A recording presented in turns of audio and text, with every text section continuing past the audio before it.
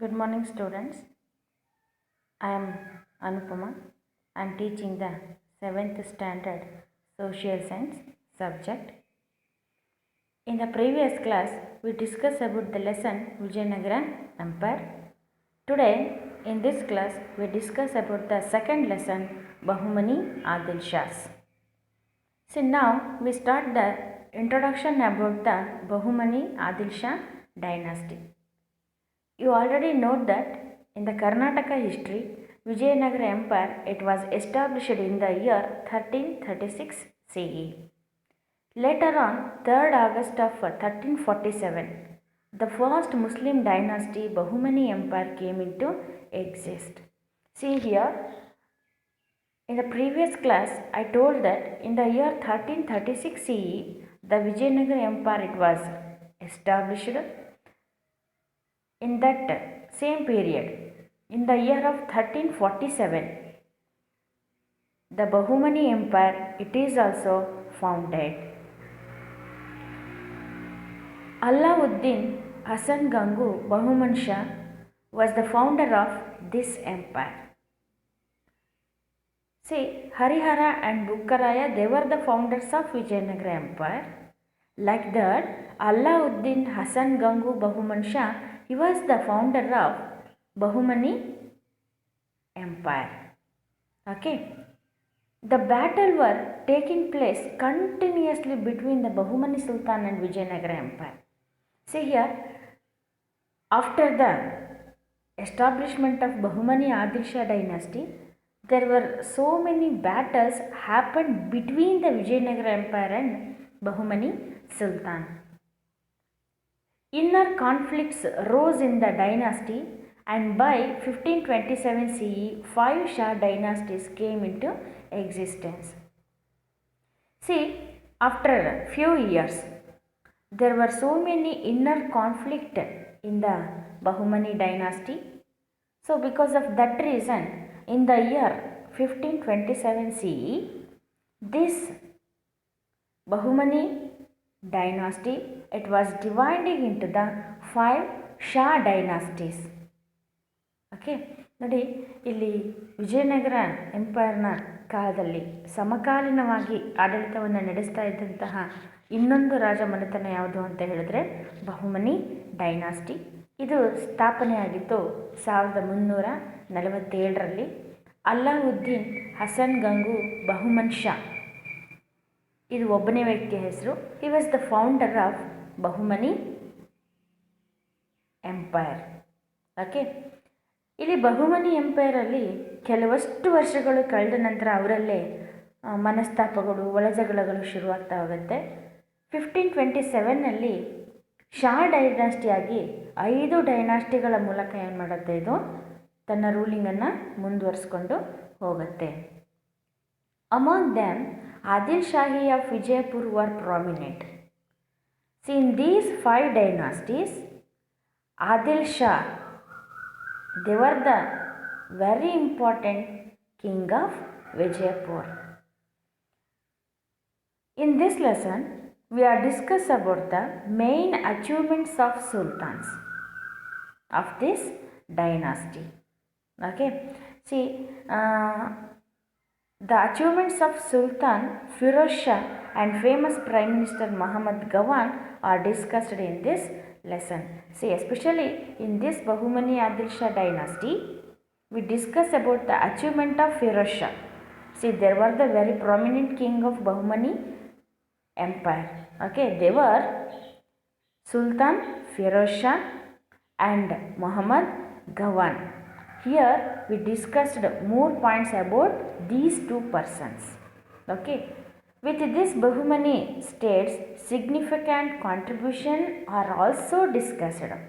Here not only we discussed about the kings of Bahumani Empire, and also we are discussed about the great contributions given by this kingdom. Okay, go to the next one. In this lesson we are discussed about the so many points. They are the very important points are. Here we learnt about the contribution of Firoz Shah and Muhammad Gawan. This is the first point. And the second point is to recognize the contribution in the field of literature, art and sculpture by Bahumani Sultan.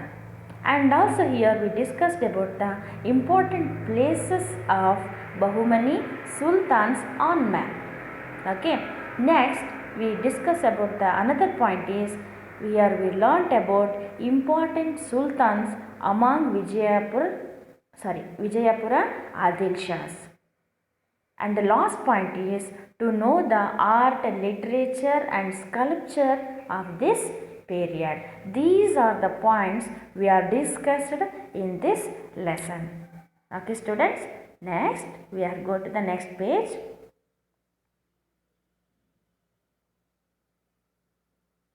See here student, here is the some of the basic points of Bahumani Adil Shah dynasty. Okay, see in this lesson there were two parts. The first part is Bahumani Empire and the second part is Shah dynasties. Okay, but in this class we are discussed about the Bahumani Sultans only, not about Shah dynasty. Okay, so we learned in this class about only Bahumani Sultans. Okay, next we are go to the basic points of the Bahumani Sultans. See, when Vijayanagara Empire was founded, already you know that Vijayanagara Empire, it was founded in the year 1336 CE.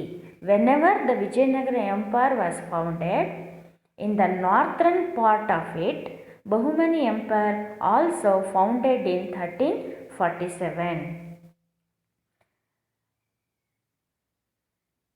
See here, in the year 1347, this Bahumani Sultan Empire was founded in the northern part of the Vijayanagara Empire. It was founded by Alauddin Hasan Gangu Bahuman Shah. See here, Alauddin Hasan Gangu Bahuman Shah. I know that it is a very long name, but you should learn it. ಇದನ್ನು ನೀವು compulsory ಏನು ಮಾಡಬೇಕಾಗುತ್ತೆ, ಕಲೀಲೇಬೇಕಾಗುತ್ತೆ, because for 1 marks question. Okay, see Alauddin Hasan Gangu Bahuman Shah, he was the founder of Bahumani Sultans. Bahuman Shah was working in the army of Delhi Sultan Muhammad bin Tughlaq. See here they are giving the another dynasty, that is Delhi Sultans. They are talking about Delhi Sultans. See here, dear students, for more knowledge you can listen here. See this Delhi dynasty, it is a very famous and greatest contribution given to our India. It was started their ruling in Delhi. See this Delhi dynasty, it was ruled by the 5 dynasties. They are Slave dynasty, Khilji dynasty, Tughlaq dynasty, Sayyid dynasty, and the last one is Lodi dynasty. See here, Bahuman Shah, Alauddin Hasan Gangu Bahuman Shah, he was working in the army of Delhi Sultan Muhammad bin Tughlaq. In the Tughlaq dynasty period, this Alauddin Hasan Gangu Bahuman Shah, he was working in the army of Delhi Sultan. Muhammad bin Tughlaqನ ಸೈನ್ಯದಲ್ಲಿ ಅಲ್ಲಾವುದ್ದೀನ್ ಹಸನ್ ಗಂಗು ಬಹುಮನ್ ಶಾ ಅವರ ಆರ್ಮಿಯಲ್ಲಿ ಏನು ಮಾಡ್ತಾರೆ, ಕೆಲಸವನ್ನು ಮಾಡ್ತಾ ಹೋಗ್ತಾರೆ. So ನೀವು ಮುಂದಿನ ತರಗತಿಗಳಲ್ಲಿ ಡೆಲ್ಲಿ ಸುಲ್ತಾನ್ ಬಗ್ಗೆ ಏನು ಮಾಡ್ತೀರಾ ತಿಳ್ಕೊಳ್ತಾ ಹೋಗ್ಬೋದು. ಅಲ್ಲಿಗೆ ಬಂದಾಗ ನಾವು ಡೀಟೇಲ್ ಆಗಿ ನೋಡ್ಕೊಳ್ತಾ ಹೋಗೋಣ. Here you learn this point only. Okay, Allauddin Hasan Gangu Bahman Shah, he was working in the army of Delhi sultans. Okay,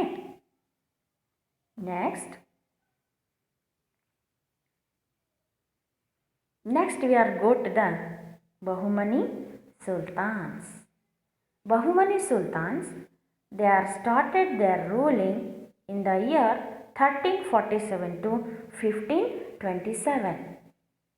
Bahumani state had the part of Karnataka, Maharashtra and Andhra Pradesh, Telangana states under its rule.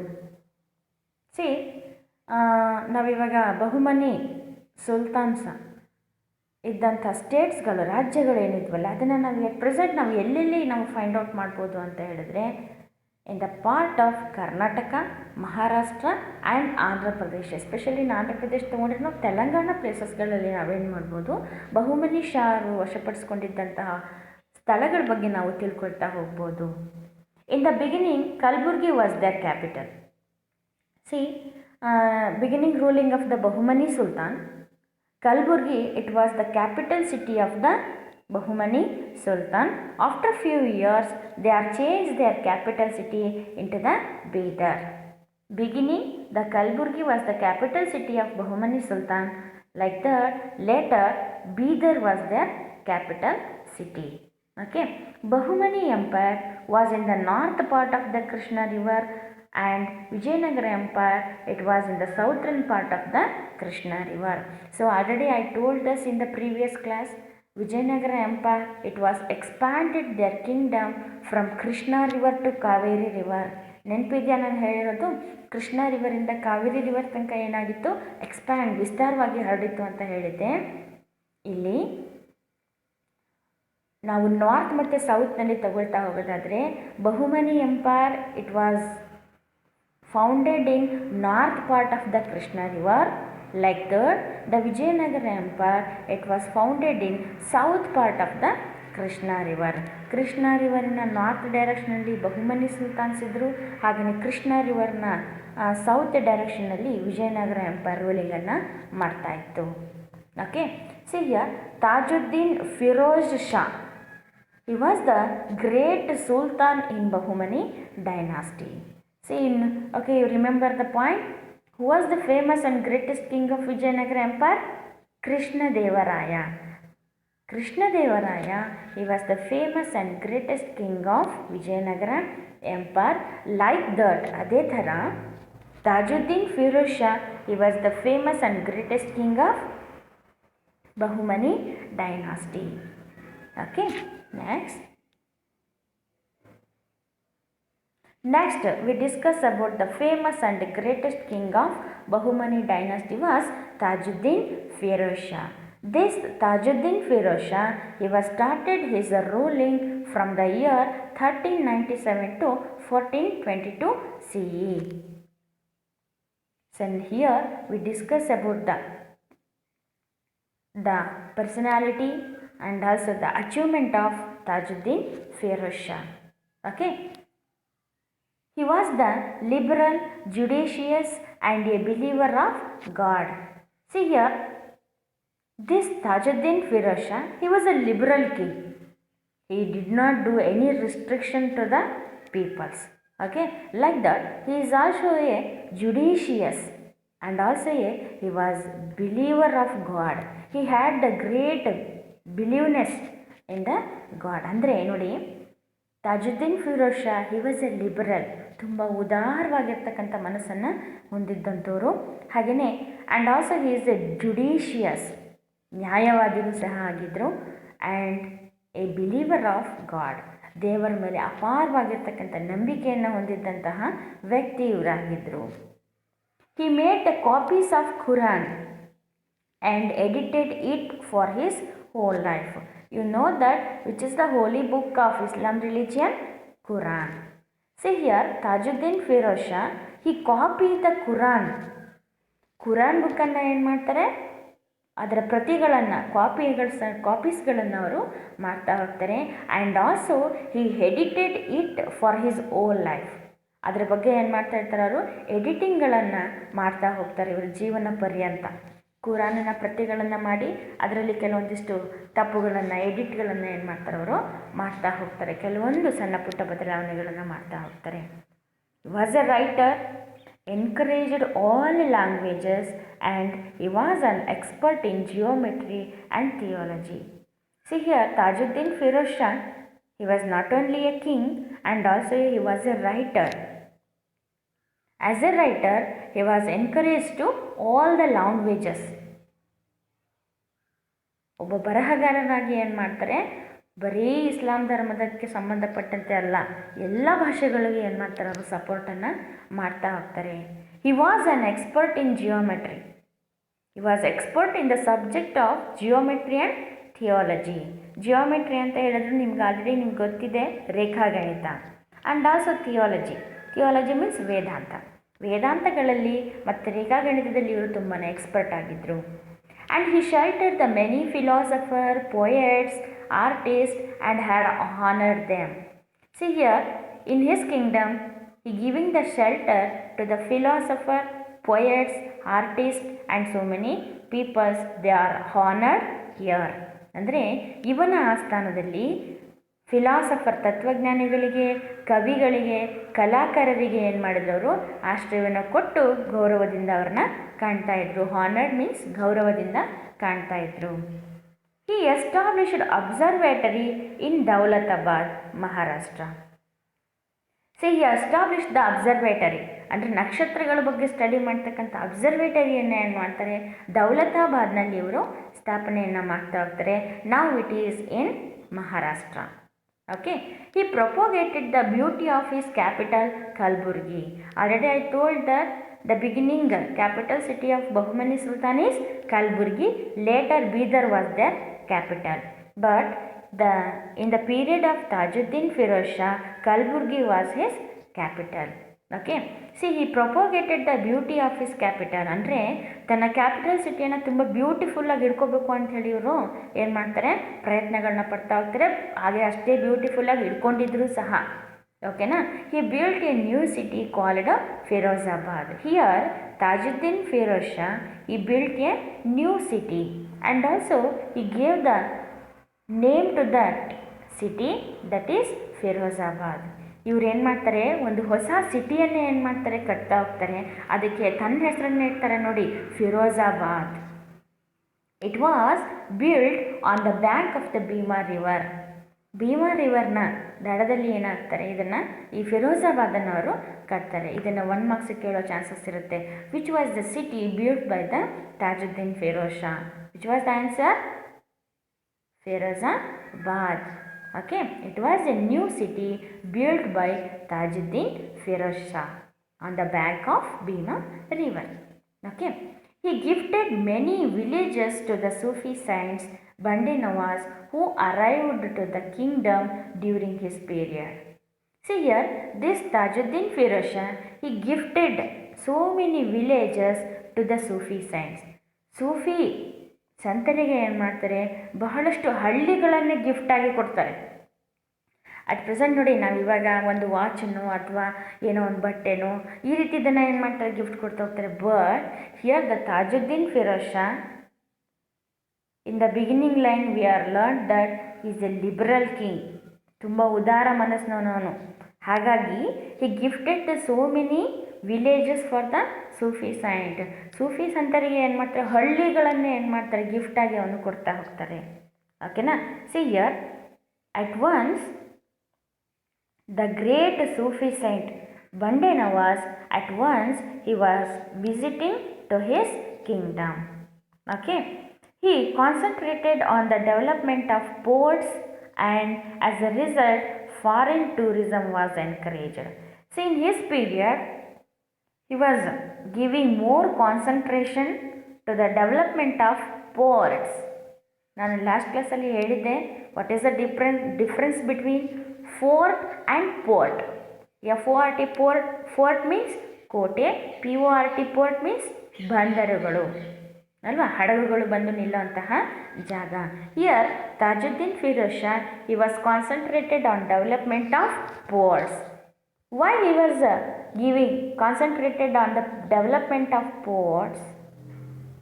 ಯಾಕೆ ಅವರು ಹಾಗಾದರೆ ಪೋರ್ಟ್ಸ್ಗಳಿಗೆ ಅವರು develop ಮಾಡೋದಕ್ಕೆ ತುಂಬಾ concentrate ಮಾಡ್ತಾರೆ ಅಂತ ಹೇಳಿದ್ರೆ, because to encourage the foreign tourism.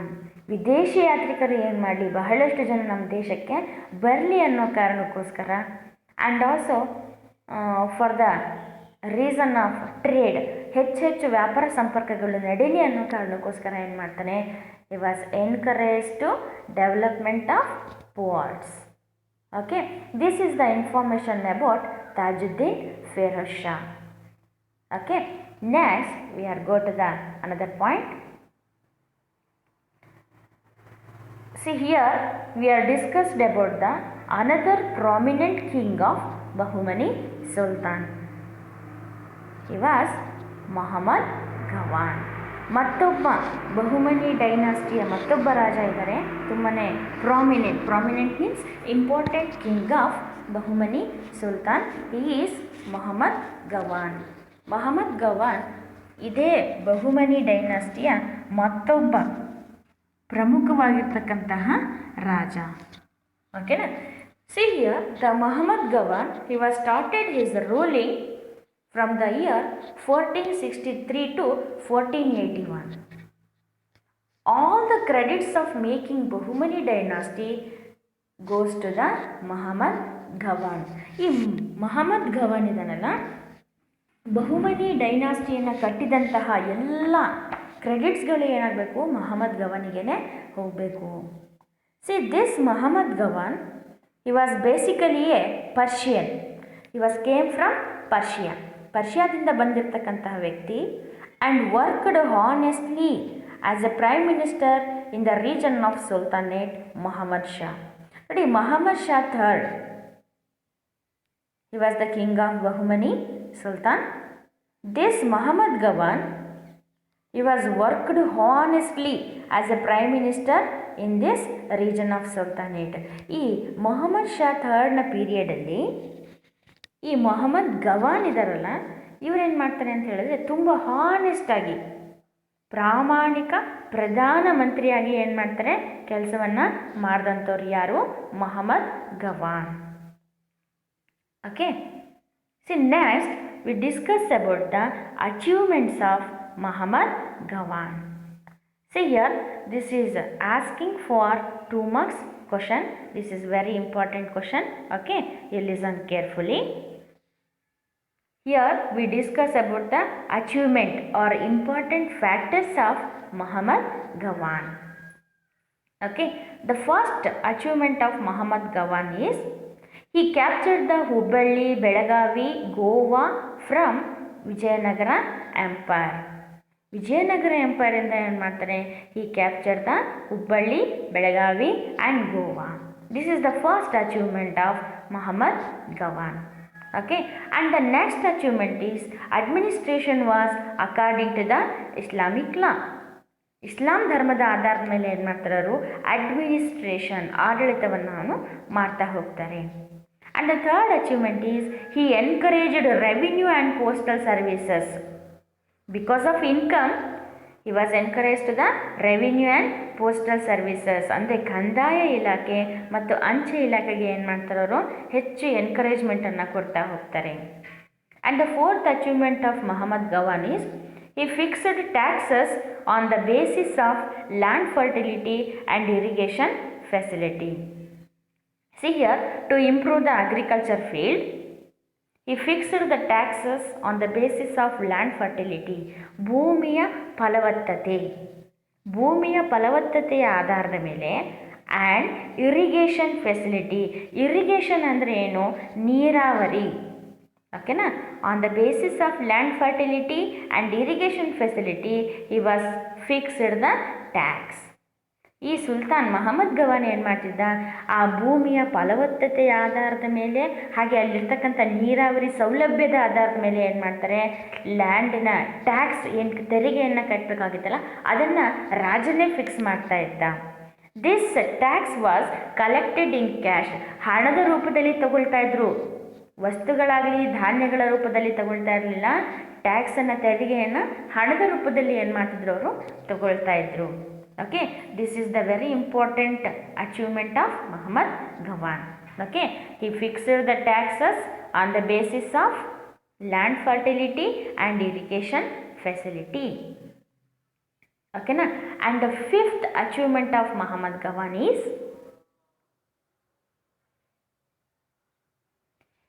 he removed some taxes which annoying the people. What is the meaning of annoying? Annoying ಅಂತ ಹೇಳಿದ್ರೆ ಟಾರ್ಚರ್ಡ್ ಅಂತ ಅರ್ಥ. Here the Mohammed Gawan he removed some taxes, ಕೆಲವು ತೆರಿಗೆಗಳನ್ನು ಏನು ಮಾಡ್ತಾರೆ ಅವರು ತೆಗೆದು ಹಾಕ್ತಾರೆ. ಎಂತಹದ್ದನ್ನು? Which were annoying the people, ಜನರನ್ನು ಪೀಡಿಸ್ತಾ ಇದ್ದಂತಹ, ತೊಂದರೆ ಕೊಡ್ತಾ ಇದ್ದಂತಹ ಟ್ಯಾಕ್ಸ್ಗಳನ್ನು ಏನು ಮಾಡಿಬಿಡ್ತಾನೆ ಇವನು ತೆಗೆದು ಹಾಕ್ತಾನೆ. Okay, and the sixth achievement of Mahmud Gawan is as a philosopher. ನಾನು ಆಲ್ರೆಡಿ ಹಿಂದೆ ಹೇಳಿದ್ದೆ, the Mohammed Gawan is a philosopher ಅಂಥೇಳಿ. ಆ್ಯಸ್ ಎ ಫಿಲಾಸಫರ್ ಹಿಮ್ಸೆಲ್ಫ್, ಅವರೇ ಸ್ವತಃ ಒಬ್ಬರು ಫಿಲಾಸಫರ್ ಆಗಿ ಮಹಮ್ಮದ್ ಗವಾನ್ ಫೌಂಡೆಡ್ ಮದ್ರಸಾ ಯೂನಿವರ್ಸಿಟಿ ಇನ್ ಬೀದರ್.